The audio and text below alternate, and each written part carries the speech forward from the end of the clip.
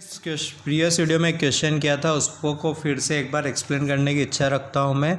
अपना F of x दिया हुआ था, इन्वर्स वगैरह वगैरह। Then find the value of d by d x f inverse x at the point f log 2। समझ रहे हो ना? तो एफ के अंदर log 2 डालने पर जो पॉइंट आए उस पर इन्वर्स का डिफ्रेंशिएशन निकालना था। तो इसमें पुट किया तो वो आया 2 + log 2। तो इसकी लैंग्वेज से मैंने इसको देखा तो इन्वर्स को जी माना, तो इन्वर्स के अंदर 2 log 2 पर डिफ्रेंशिएशन पता करना था, मतलब जी डैश ऑफ 2 log 2, ठीक है, पता करना था अपने को। तो अपन f inverse x g x वही प्रोसेस किया। फिर इसके बाद अपन ने लिखा यहाँ पर g x is equal to 1 g dash f dash of g x. X को पुट किया 2 log 2, इससे ये बना जी ऑफ 2 + log 2। अब जी ऑफ 2 + log 2 पता करना था तो अपन इधर आए। log 2 पुट करने पर एफ के अंदर log 2 पुट करने पर 2 + log 2 आया, तो वही इन्वर्स जिसको जी माना गया है उसमें पुट करेंगे तो कितना आएगा log 2। तो उसको जैसे पुट किया तो वो आया log 2 F dash log 2 F of x log 2 निकाल के अपना आंसर आ गया, ठीक है। नेक्स्ट क्वेश्चन करते हैं अपन, नेक्स्ट क्वेश्चन पर चलते हैं। लिखा हुआ है let g of x, question है, be the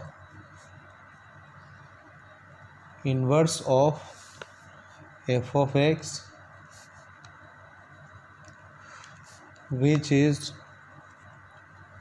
differentiable at x is equal to सी,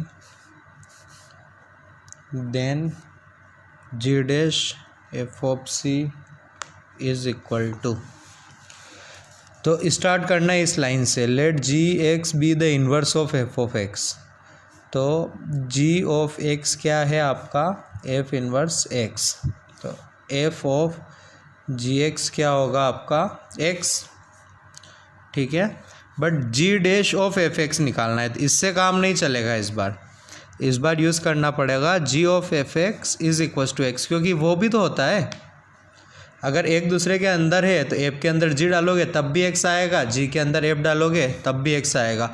अब g dash of f of c find करना था, तो अपन का इससे काम नहीं चला, तो अपन ने बोल दिया कि इससे नहीं चला तो एक और है अपने पास हीरो लाइफ में, उसका यूज़ करेंगे। नाउ अब इसको डिफ्रेंशिएट करेंगे अपन विद रिस्पेक्ट टू एक्स। तो इसका डिफ्रेंशिएशन हुआ g dash f x into f dash x is equal to 1। Chain rule, classic chain rule. अब अपने को g dash of f of x find करना था, तो वो हुआ 1/f डैश एक्स। क्या पुट करना था? सी। तो जी डैश एफ ऑफ सी हुआ अपना 1/f डैश सी। ना अब एफ एक्स दिया हुआ था क्या? नहीं, तो आंसर हो गया अपना 1/f डैश सी। याद रखने वाली बात, f and g are inverse, f and g are inverse. This implies f of g x is equal to g of f x is equal to x. Inverse में बस यही concept use करते हैं, जो पूछा होता है उसके अकॉर्डिंग इन दोनों में से एक मानते हैं और बढ़ते जाते हैं आगे। क्लियर? ठीक है। नेक्स्ट क्वेश्चन करते हैं अपन। Let f of x is equal to x plus 10x and f is inverse of g, then g dash x equals. अब ध्यान देना, f is inverse of g, मतलब एफ जी का इन्वर्स है। ऑब्वियसली एफ जी का inverse है तो जी F का इन्वर्स होगा, कोई बड़ी बात नहीं है, ठीक है। दोनों एक दूसरे के इन्वर्स होते हैं, कोई बड़ी बात नहीं है। बट इन्होंने f is inverse of g लिखा है, तो उसको अपन ऐसा लिखेंगे कि f of x is g inverse x, बराबर ना। अब दो चीज़ें होती हैं, g of f x is equal to x, और ये होता है एफ ऑफ जी एक्स के, ठीक है। अब अपने को निकालना क्या है वो समझ लीजिए। अपने को निकालना क्या है? जी डैश एक्स, ठीक है। और गिवन क्या है? F of x is equal to x plus 10x। अब इससे भी आंसर आ सकता है, इससे भी आंसर आ सकता है, ज़्यादातर ये यूज़ होता है, ये यूज़ करेंगे अपन। F of g x is equals to x, differentiate किया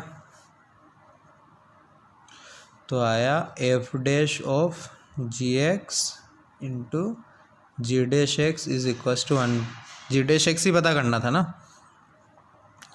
जी डैश एक्स आया 1 upon f dash of g x, बराबर ना, 1 upon f dash of g x.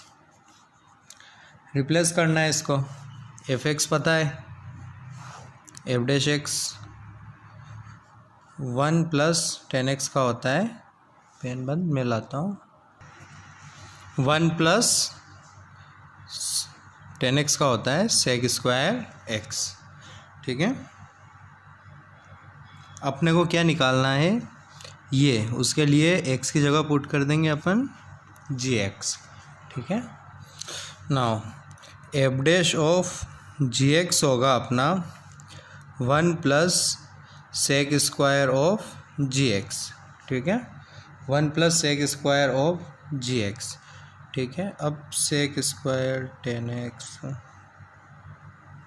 ठीक है। तो एक अगर ये ऑप्शन में मिल जाए तो ये अपना आंसर जी डैश एक्स हो जाएगा अपना 1 upon 1 plus sec square of g x, ठीक है, जिसको आप लिख सकते हो 1 upon 2 plus 10 square of g x, ठीक है, और जी एक्स पुट कर दो, ठीक है, इस तरह से हो जाएगा। अब सब कुछ ऑप्शन पर निर्भर करता है, अगर ये आंसर है तो ये भी आंसर है, और फिर यहाँ से भी कर सकते हैं आप, ठीक है। 10x को क्या लिख सकते हैं, F of x minus x, ठीक है, तो फिर यहाँ से भी आप जुगाड़ मुगाड़ करके कर सकते हैं, ठीक है, ऑप्शन पर डिपेंड करता है सब कुछ। नेक्स्ट क्वेश्चन पर चलते हैं अब अपन ने। अगला टॉपिक है आपका some standard substitution, some standard substitutions, ठीक है। सब्स्टिट्यूशंस क्यों यूज़ करते हैं, चीज़ों को सिंप्लीफाई करने के लिए, ठीक है। ये कॉन्सेप्ट अभी सीख रहे हैं, इसका ज़्यादा यूज़ इंटीग्रेशन में बहुत भयंकर यूज़ है इसका, तो ये आपको याद रखना है, ठीक है। ये 2 या 4 बार आए, बहुत बार आएगी ये। जब भी आपको a square minus x square type का सब क्वेश्चन आए तो उसमें आपको करना है सब्स्टिट्यूट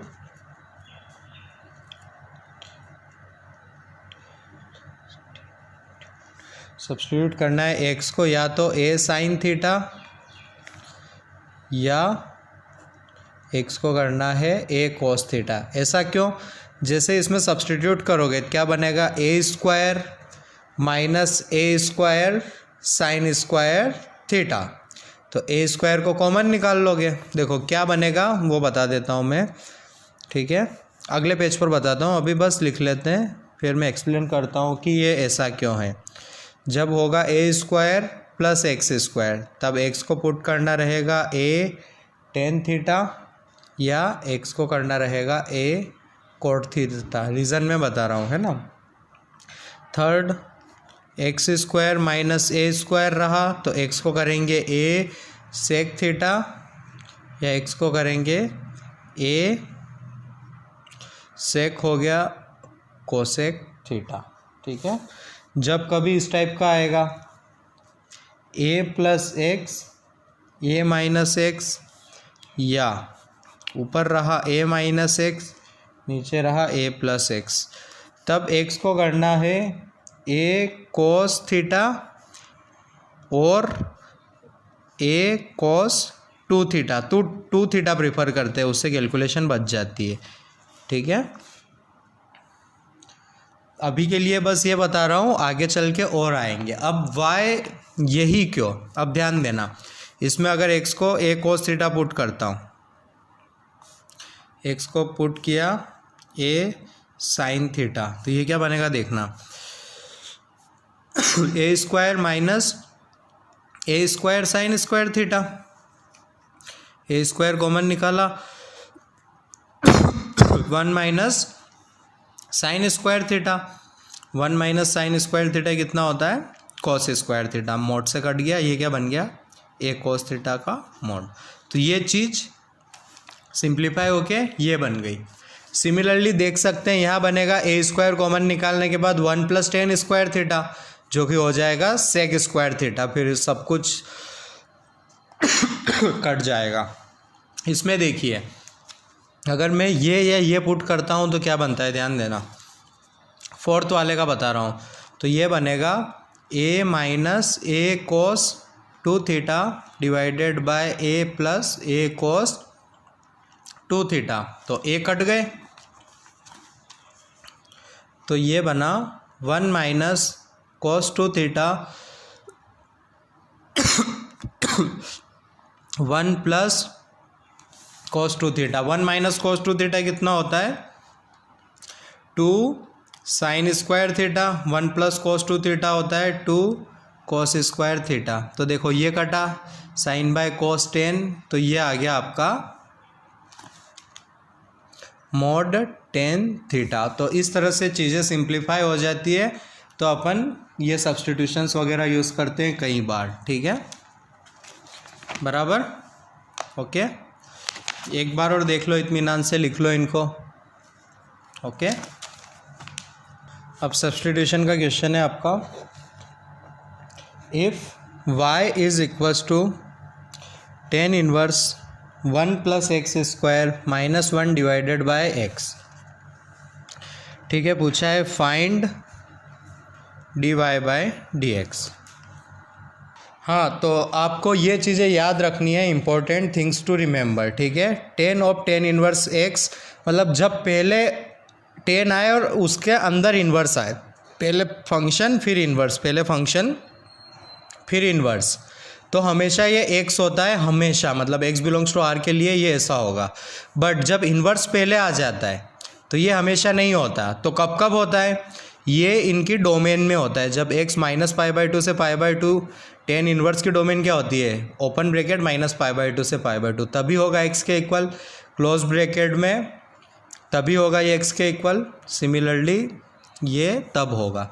अब देखना, तो आपने पिछले वाले क्वेश्चन में कैसे यूज़ कर लिया सर, उसका आंसर देखना, ठीक है। पिछले वाले क्वेश्चन में मैं लाइफ में जब भी ये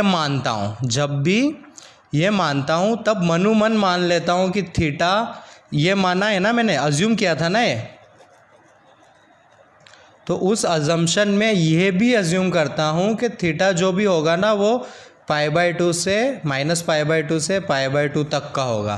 तो ये मैंने लिखा नहीं था, बट ये इम्पोर्टेंट है। जैसे ही मैं एक्स को टेन थीटा पुट करता हूँ, ठीक है, तो मनु मन थीटा को माइनस पाई बाई 2 से पाई बाई 2 मान लेता हूँ, ठीक है, तो मैं डायरेक्टली लिख देता हूँ। अब थीटा बाई 2 कहाँ से कहाँ तक होगा, माइनस पाई बाई 4 से पाई बाई 4 तक, तो चलेगा, इसलिए डायरेक्ट लिखा है।